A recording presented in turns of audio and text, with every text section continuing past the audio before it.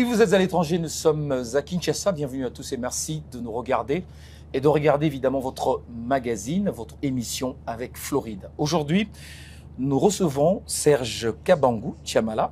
Il a été assistant parlementaire, évidemment, et actuellement, il est coordonnateur du comité d'assistants parlementaires. Bienvenue et merci d'avoir accepté notre invitation. Merci, M. Floride. C'est nous qui vous remercions. Alors, si vous êtes là, c'est parce que vous venez pour dénoncer. Dénoncer un traitement qui n'est pas équitable à l'égard des assistants parlementaires. Vous formez un groupe et vous dénoncez, je crois que votre salaire ou vos indemnités. Et nous allons en savoir au cours de cet échange. Merci d'avoir accepté notre invitation. Merci. Alors, d'après les informations qui nous sont parvenues, la législature passée, au niveau du Sénat, évidemment, il y a une somme qui avait été affectée, évidemment, pour vos indemnités de sortie. Alors, visiblement, cet argent a pris une destination inconnue. Est-ce qu'on peut en savoir un peu plus? Monsieur Floride, merci pour l'invitation. Donc là, je parle au nom de toute la corporation des assistants parlementaires de la législature passée, qui sont aujourd'hui derrière le Sénat afin de suivre l'évolution de la situation. Vous êtes au nombre de combien d'abord? Nous sommes au nombre de 102. 102. Ça fait 102 familles. 102 familles. Vous comprenez que 102 familles, 100 parents qui supportent des familles et aujourd'hui qui subissent de l'injustice au niveau du bureau du Sénat. Mais le paiement de votre salaire a été régulier jusqu'ici? Le paiement de salaire a été régulier, on peut le dire ainsi. Mais ça aussi, il faut en parler. C'est une autre page qu'on ouvrira plus tard. Mais aujourd'hui, nous sommes là pour parler des indemnités de sortie. D'abord, pour ceux qui nous suivent, doivent comprendre qu'est-ce qu'on doit saisir. Ce que nous devons saisir, c'est qu'aujourd'hui, la législature passée est pratiquement passée. On n'en parle plus. On parle aujourd'hui d'une nouvelle législature qui vient de commencer. Mais il s'est fait que, avant d'aller plus loin, j'aimerais quand même aborder une question importante. C'est que vous devez savoir, nous sommes dans un pays qui est régi par des lois. Notre pays a une constitution qui fonctionne. Et aller au-delà de ce que dit la Constitution, c'est usurper les droits des autres. Qu'est-ce qui se passe? C'est qu'il est reconnu aujourd'hui dans notre pays que les institutions, Parlement, l'Assemblée nationale et le Sénat, après la législature, à la fin de la législature, chaque sénateur, chaque membre de cabinet, chaque assistant a droit à une indemnité de sortie. Même un assistant parlementaire? Même un assistant parlementaire. La loi le dit. Nous avons les textes qui les régissent et nous allons le démontrer. Aujourd'hui, nous connaissons cette injustice où nous constatons que les sénateurs ont touché les indemnités de sortie. Le personnel politique les sénateurs ont déjà été... des cabinets ont déjà été depuis décembre. Les personnels politiques, depuis le mois de février 2024, ont touché les indemnités de sortie, mais aujourd'hui, ce sont des assistants qui n'ont pas encore touché. Alors, lorsque nous fouillons à l'intérieur, nous fouillons un peu les informations, on comprend qu'il y a une mauvaise volonté qui fait qu'aujourd'hui, personne ne peut nous dire où sont passés les fonds destinés au paiement des indemnités de sortie pour les assistants. Est-ce que vous êtes sûr que le ministère du Budget ou des Finances avait effectivement engagé ces dépenses pour que vous soyez payé? Monsieur Floride, très bonne question. Là, devant moi, j'ai avec moi les documents ici que vous voyez. Projet de budget du Sénat exercice 2023. C'est la fin de la législature. La page 8, où on parle de fonctionnement, il y a un alinéa qui dit prévision budgétaire pour les différents bureaux. Je vais sauter. Groupes politiques et commissions, ainsi de suite. Sortie des honorables sénateurs et de leurs assistants, ainsi que des différents cabinets. Le montant est prévu était de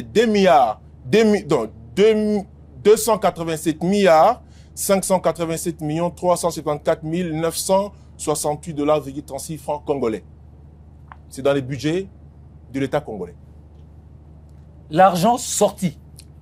Aujourd'hui, nous devons savoir. Nous sommes en train de mener des enquêtes. Nous avons saisi l'IGF aujourd'hui pour que l'IGF mène des enquêtes et nous justifie si l'argent a été décaissé, oui ou non. Si l'argent avait été décaissé, où est-ce qu'on a affecté de l'argent? Parce que les bénéficiaires n'ont pas touché et réclament jusqu'à ce jour. Mais alors, il y a un député qui a suivi une vidéo que j'avais réalisée à propos évidemment de ce détournement, présumé détournement. Voici ce qu'il a dit. Les sénateurs, les parlementaires, n'ont pas le même statut que les assistants parlementaires. Donc les sénateurs et vous n'avez pas le même statut. C'est que vous êtes payé par le sénateur ou les députés, mais pas par l'État. J'aurais bien voulu que les députés soient en face de moi et je leur ai montré les textes. Parce que nous sommes régis par des textes, nous ne sommes pas régis par des paroles, des propos des individus qui chacun a sa perception des choses. Je vais vous lire quelque chose. Le pays est régi par une constitution. Je vous prends l'article 112 de notre constitution, dans son alinéa, son dernier alinéa. Qu'est-ce que l'article dit ceci? Article 112 de la constitution. Avant d'être mis en application, le règlement intérieur est obligatoirement transmis par les présidents du bureau provisoire de la Chambre intéressée à la Cour constitutionnelle qui se prononce sur la conformité à la Constitution dans un délai de 15 jours. Je m'arrête pas là. On parle ici du règlement intérieur qui régisse une chambre qui doit être transmise à la Cour constitutionnelle qui doit déclarer sur sa conformité à la Constitution. Ça veut dire que les documents que vous voyez là devant moi sont des règlements intérieurs qui ont régi le Sénat de la 3e législature.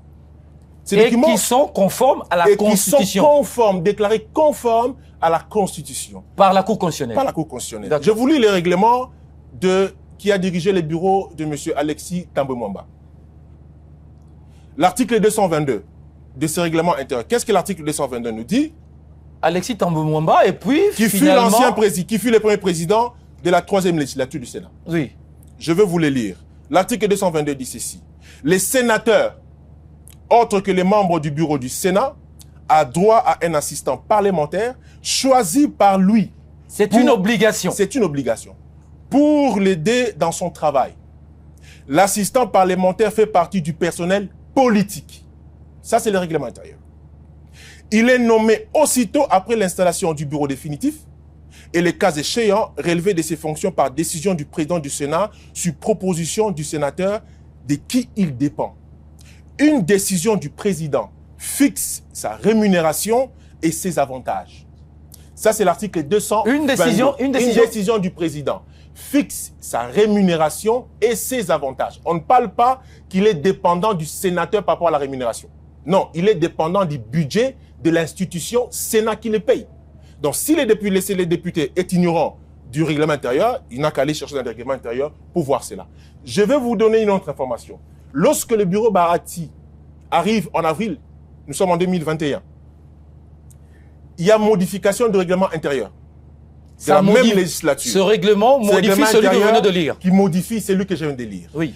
Mais je vais vous lire celui-là. Dans ces articles 254. C'est pas contradictoire? C'est pas contradictoire. Je vais vous les lire. Oui. La contradiction, c'est quoi? Ce n'est pas une contradiction comme telle, mais c'est juste un changement de termes, de terminologie. À quel niveau? Je vous les lis. L'article 256 bis. L'assistant parlementaire jouit d'un statut particulier. Donc ici, les bureaux Bahati changent juste que les termes. Statut particulier à personnel politique. On sait pourquoi. Qu'est-ce qu'il dit de suite? Article 256 ter. Il est nommé dans les 3 mois, aussitôt après l'installation du bureau définitif, et les cas échéants relevé de ses fonctions par décision du président du Sénat sur proposition du sénateur dont il relève. Il relève du sénateur. Il relève du sénateur, évidemment. Une décision du président, article 256 quater, une décision du président fixe le fonctionnement et l'organisation de son statut et de ses droits, de ses obligations, de sa rémunération ainsi que de ses avantages. Il n'y a pas de changement dans le fond. Oui. C'est juste la forme qui a essayé un peu de changer. Je vous donne une autre information, j'ajoute, ce sont les textes qui nous régissent. Oui, allez-y. Nous sommes le 16 juillet 2021. Le président du bureau définitif, monsieur l'honorable Bahati Lukwebo, prend une décision que je vous montre. C'est sa signature. Une décision du président. Du président du Sénat. Bahati. Qu'est-ce que la décision dit quoi? Décision numéro 008 bar CAB bar PDT bar Sénat bar MBL bar HFM bar MM bar EBD 2021 du 16 juillet 2021 portant nomination des assistants parlementaires de sénateurs de la République démocratique du Congo. Je vous lis ces articles. Les présidents du bureau définitif du Sénat, vu la Constitution, nous rentrons encore dans la Constitution. Je vous épargne du reste. Donc vous tirez votre source de la Constitution. Vu le règlement intérieur du Sénat, oui, spécifiquement en son article 222, ici le président Bahati évoque les premiers règlements avec le président Tambomama. L'article 222 que je vais vous lire, oui, il dit ceci. Considérant la nécessité de doter les sénateurs des assistants parlementaires, sur proposition respective des sénateurs, les bureaux définitifs du Sénat entendus, article 1er, sont nommés assistants parlementaires des sénateurs les personnes ci-après. Ils sont là 102 personnes au total. Article 2. oui. Les rapporteurs et la questeur du bureau du Sénat sont chargés chacun, en ce qui les concerne, de l'exécution de la présente décision qui entre en vigueur à la date de sa signature. Fait à Kinshasa le 16 juillet, sénateur Modeste Bahati Lukwebo. Est-ce que pourriez-vous, M. Floride, vous faire le plaisir de convoquer les députés afin qu'ils vous expliquent clairement ce qu'il était en train de dire, soutenir par rapport au texte qui régit l'institution? Donc, si je comprends bien, tous les arguments avancés par le député dont je viens de parler tout à l'heure sont pas vrais. Sont pas vrais. Au regard des lois et la Constitution de la République. Exactement.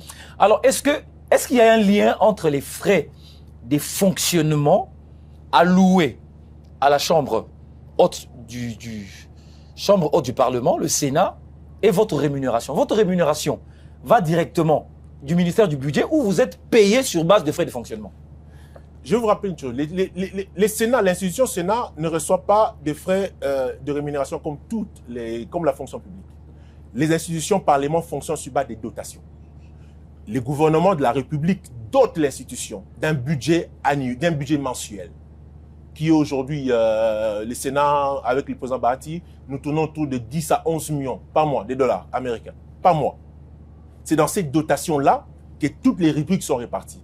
Il y a les rémunérations des sénateurs, il y a les rémunérations des membres du cabinet, rémunérations des sénateurs. Il y a les rémunérations de ses assistants, il y a les rémunérations des personnels politiques. Mais rappelez-vous ici que sur base des budgets élaborés par l'institution et défendus au niveau du ministère des Budgets, tous les éléments sont pris en compte et il fait que à la fin de chaque législature, à partir de ce que l'État dote à l'institution, on doit savoir satisfaire tous les compartiments représentés dans l'institution. Et aujourd'hui, malheureusement, ce sont les assistants qui sont lésés. Et nous ne comprenons pas pourquoi. Alors, quand est-ce que les sénateurs ont reçu leurs indemnités de sortie? Je crois qu'ils ont reçu ça en détranche au mois de novembre et décembre 2023. Et c'était fini pour eux? Et c'était fini pour eux. Et pour vous, l'argent est parti où? On ne sait pas. Vous avez contacté qui déjà? Nous avons engagé les discussions. Au fait, il faudrait les dire. C'est la première fois que vous verrez un assistant parlementaire du Sénat au niveau d'un plateau télévisé. Ça fait 5 années que nous sommes là. On n'a jamais été dans les médias. Pourquoi? Parce que nous sommes des personnes, nous travaillons dans une chambre qu'on appelle chambre de sages. À chaque fois qu'il y a un conflit, on va auprès des décideurs pour discuter. Et ça, c'est ce que nous avons fait depuis tout ce temps. Vous avez fait quoi? Quelle a été la première étape? Lorsque le président Bahati est arrivé au mois d'avril, nous sommes allés le voir, d'abord pour le féliciter pour son élection et présenter nos déshydratats. Je rappelle ici que les assistants parlementaires du Sénat ont été traités comme des vauriens. Le président Tambomama en partant, il nous a laissé... Tout au long de sa présidence. Tout au long de cette législature. Pas la présidence du Sénat de M. Bahati. Tout au long de la législature. Je vais vous informer ici que le président... Mais comparativement entre les deux, qu'est-ce qui était mieux? Qu'est-ce qui était mieux, c'est difficile de le dire. Pourquoi? Parce que tous deux n'avaient pas la même dotation. D'accord. Le président Tambossé qui recevait à son temps ne représente en rien ce que le bureau Bahati a géré. Le bureau Bahati a géré plus? Plus. Je crois autour de plus de 100 ou 200%. Alors s'il a géré plus, ça veut dire que vous aviez eu également plus d'avantages. On devait avoir plus. Nous devions avoir plus. Vous les avez pas reçus? Nous n'avons reçu aucun avantage. En dehors de la rémunération mensuelle de $1000, qui, il faut aussi noter ici que nous sommes partis de 500 avec les bureaux Tamboué. Il nous a laissé en flottement entre $420 à $500. Le président Bahati est arrivé, il nous a ramené de $420 à 700 et il a encore fourni un petit effort pour nous ramener jusqu'à $1000.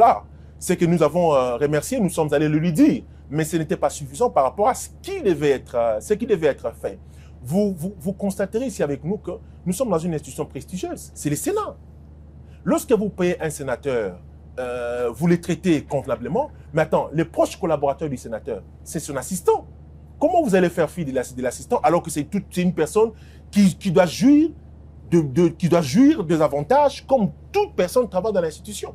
Et ça, nous n'avons joui de rien. Moi, je vais vous donner un exemple. En 2020, lors de la période de Covid, mon épouse devait subir une intervention chirurgicale. J'avais une facture d'Ngalema Center qui nageait autour de 3 300 $. Ce n'est pas que j'ai manqué de l'argent, j'avais mes économies. Mais quand je me suis dit, bon, je vais quand même au Sénat pour demander, parce que nous avons des avantages. Je suis arrivé au Sénat à la questure adjointe, j'ai demandé au questeur adjoint. Est-ce que vous aussi, en tant qu'assistant parlementaire, vous êtes couvert médicalement? Mais on a dit ici qu'il y a des avantages. Non, mais vous pouvez avoir des avantages qui sont non couverts. Mais je veux savoir si médicalement, vous êtes également couvert. On est couvert par rien. En principe, vous devriez être couvert. Eh bien sûr, on est couvert par rien. Allez-y. Nous ne recevons aucun avantage. Nous ne recevons pas de 13e, pas de gratification de fin de l'année. Nous ne recevons pas de 13e. Nous n'avons pas reçu ça pendant toute la législature, jusqu'à la fin. Nous nous sommes contentés de nos miettes. Et tout cet argent allait où? Demandez au Sénat. J'aurais bien voulu que le président Bahati soit à ma place pour qu'il vous donne les explications sur d'où est parti les fonds et pourquoi est-ce que nous n'avons pas bénéficié de ces traitements-là. Avant qu'il ne parte, ironie du sort, nous sommes allés le voir au mois de janvier 2024. Nous avons discuté avec les bureaux sortants. Tous les 7 membres du bureau étaient en place. Le président Bahati nous a rassurés que soyez patients, qu'au mois de janvier, la dotation du mois de janvier, une fois arrivée, vous aurez vos indemnités de sortie. La questeur, Madame Carole Aguito, l'honorable Carole Aguito, qui me suit, a eu ces mêmes propos. Soyez calme, votre dossier est connu, vous aurez vos indemnités de sortie avec la dotation du mois de janvier. Elle le disait. Mais elle a dit, nous sommes aujourd'hui au mois de juillet. Le président Sangouma qui a joué l'intérim du bureau de président Bahati, nous sommes allés le voir à plus de 4 fois. On a discuté avec lui. Il nous a rassurés que soyez patients, que vous toucherez vos indemnités de sortie avant, d'ici mars. On allait toucher le mois de mars passé. Ça n'a pas été le cas. Nous sommes allés voir l'honorable Boulassoum, Nathalie, qui assurait l'intérim les fonctions en tant que questeur, à l'absence de Mme Carole Aguito qui était partie pour l'Assemblée nationale. Elle nous a rassurés que nous aurions nos indemnités de sortie. Mais ils sont partis, on n'a pas touché. Dans les PV de remise et reprise, entre les bureaux intérimaires et les bureaux entrants, gérés par le président Pascal Kingelo, qu'est-ce qui est indiqué? Il a été indiqué les indemnités, les paiements des indemnités de sortie des assistants parlementaires. C'est dans les PV. Nous sommes indiqué que le paiement a été effectué ou pas? Les paiements devaient être effectués.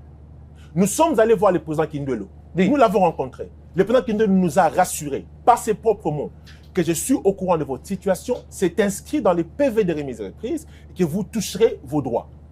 Ça a été promis qu'on allait le toucher avec les dotations, je crois, du mois de mars. Mais nous sommes au mois de juillet. On vient de payer le mois de mai. On venait de payer le mois de mai. Le mois de juin va être payé bientôt pour ceux qui poussaient de la législature actuelle. Mais où sont partis les fonds? Personne aujourd'hui n'est en même de nous dire où sont partis les fonds destinés aux indemnités de sortie des assistants parlementaires de la 3e législature. Comment expliquer?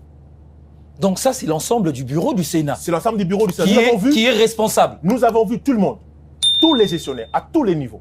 Personne aujourd'hui ne peut nous donner une réponse concluante. Alors, quelles sont les étapes que vous aviez déjà engagées?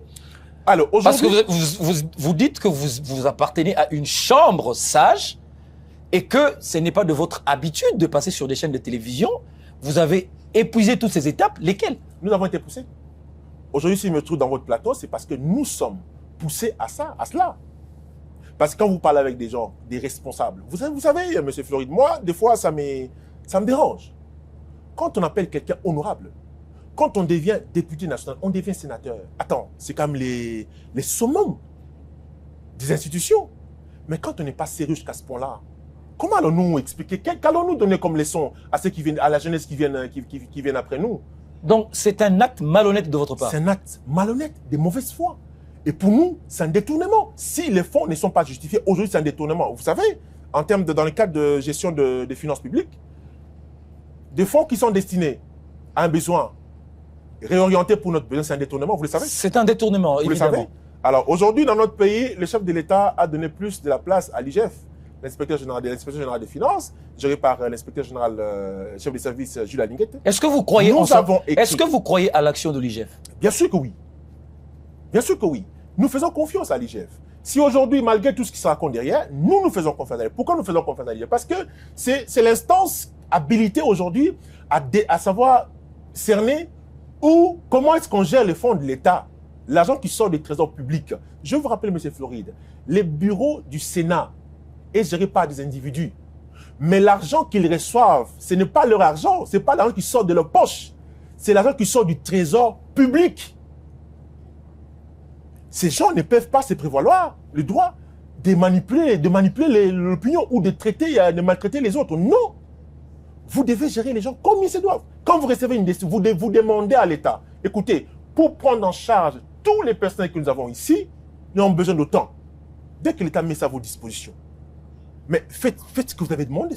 Faites gérer cet argent pour les besoins dont vous avez demandé, pour lesquels vous avez demandé. Il ne faut pas se mettre à faire ce qu'il faut. Moi, c'est de la bassesse. C'est vraiment de la bassesse. Est-ce que vous avez déjà contacté l'IGF aussi? Oui, nous avons écrit à l'IGF. Je vais vous montrer les correspondances qui sont là. Nous attendons aujourd'hui sa réponse pour que les enquêtes soient ouvertes au niveau du Sénat, afin qu'on puisse élucider cette question. Et personnellement, le président Bahati, est-ce qu'il est saisi?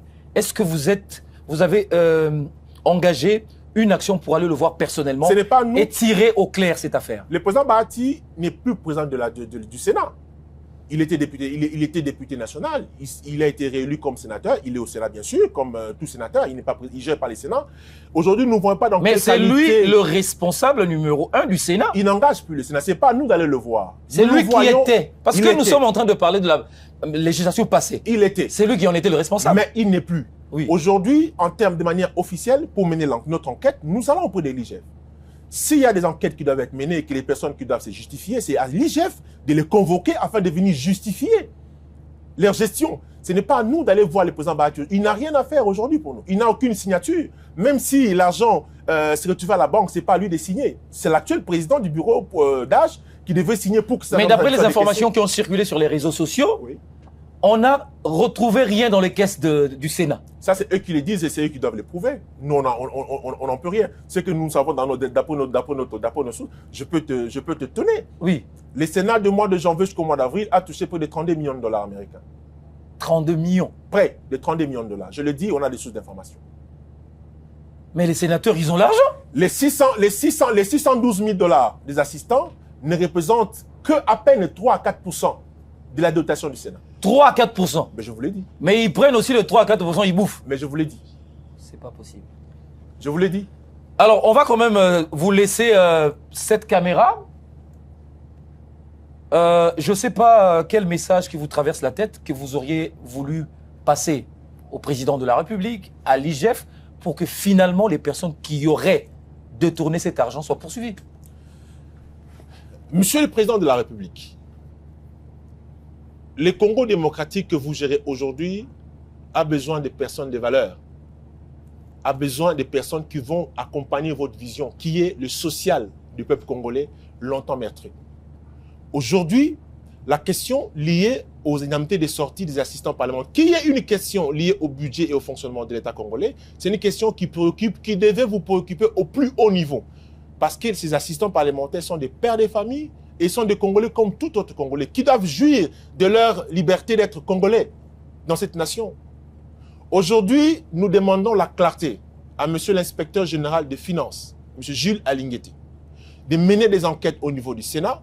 Les textes sont là. S'ils ont besoin des éléments, nous allons apporter des éléments au niveau de l'IGF afin que l'IGF fasse l'éclairage pour savoir où est parti les fonds liés aux indemnités de sortie des assistants des sénateurs pour la législature passée.